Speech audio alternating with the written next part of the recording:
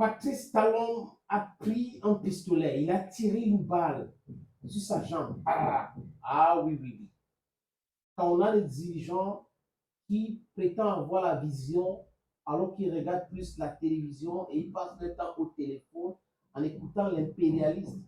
Les impérialistes sont là pour dicter ce qu'on devrait faire uniquement pour leur intérêt. Oui, parce qu'ils ne veulent pas qu'on se développe. C'est une vérité. C'est ce que Macron fait avec Patrice Talon. Vous pensez que Macron aime le Bénin plus que les Béninois?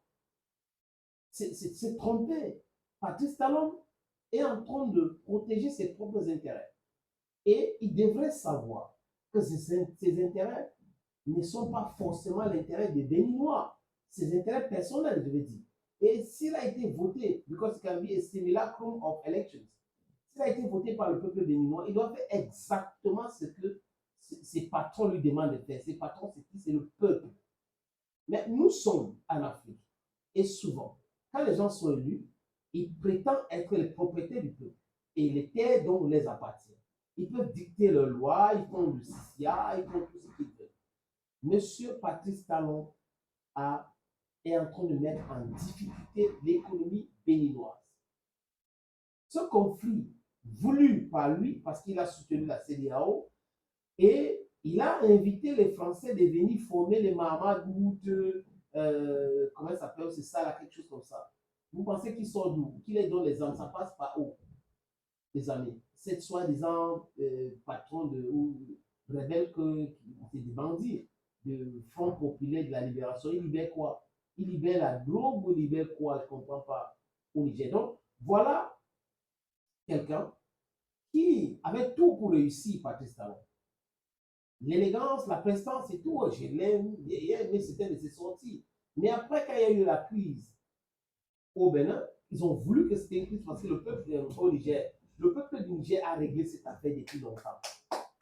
Mais les gens de la France et les autres, les amis, ont voulu, vous savez, faire passer cette histoire comme si ça les concernait plus que le peuple du Niger et autres. Et là, on a vu que c'était pas ça.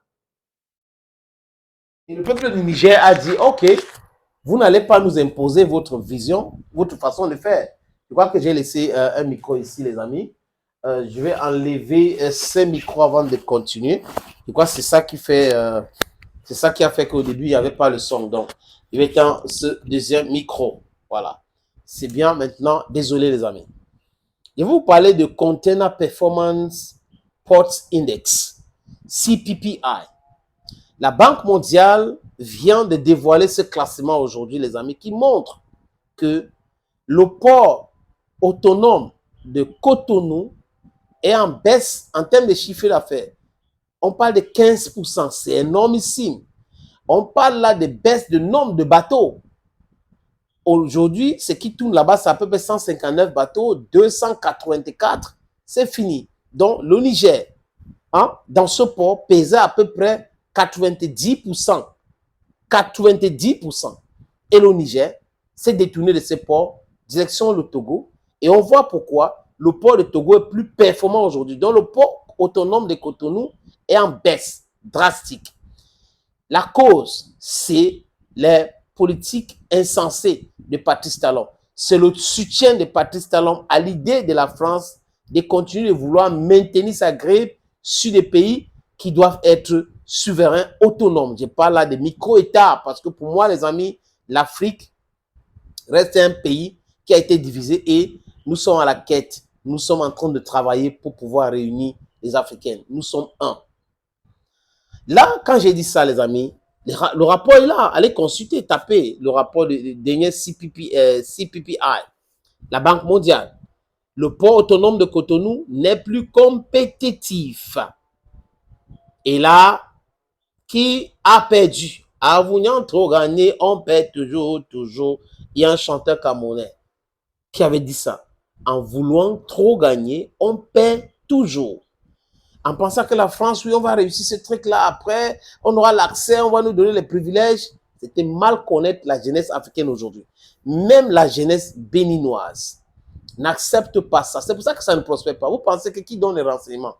Cette jeunesse qui se trouve partout filme les choses, envoie des choses, donne les informations parce qu'elle n'est pas d'accord avec la façon de faire de Patrice Talon.